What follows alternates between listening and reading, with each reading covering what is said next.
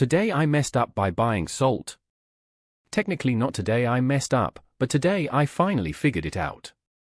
It was a normal afternoon about a week ago and I had nearly run out of salt at home. After my class for my master's ended, I went for my usual shopping trip at the nearby grocery store. I was about to check out when I remembered I had to buy the salt. I knew the bus was coming soon, so I took a quick look, grabbed the cheapest product with a label containing the English word salt, which looked exactly like salt, and paid for my groceries. I'm a native English speaker living in a Nordic country and my knowledge of the local language isn't amazing, but I knew the word for salt was the same and was pretty sure I had what I needed.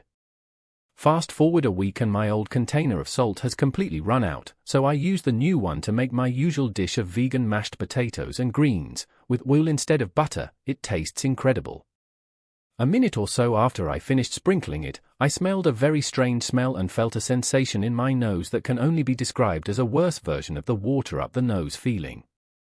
I ate a bite and threw away the rest, worrying that the food might somehow be spoiled or that I maybe forgot to wash some detergent off the pan or the ladle. I also noticed that it didn't taste very salty, but I figured I might just have not used enough salt and I'm used to using much less salt in my food anyway. The day after, I heated up some pre-seasoned potatoes which I consumed without incident, and today, 2 days after that, I used the same salt to season some frozen French fries. As you might guess by now, I had the same reaction. This was getting a bit too weird for me to process on my own at home, so I called my mom and told her I was worried I might be having some kind of reaction to potatoes. My brain initially forgot the normality of the pre-seasoned potatoes entirely.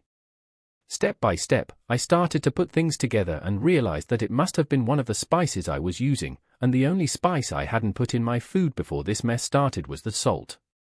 After searching reputable sources to see if any type of salt might cause what I experienced, I started to worry that what I had bought wasn't salt at all. After Google Translate failed to help, I finally used Wikipedia to find out I was right.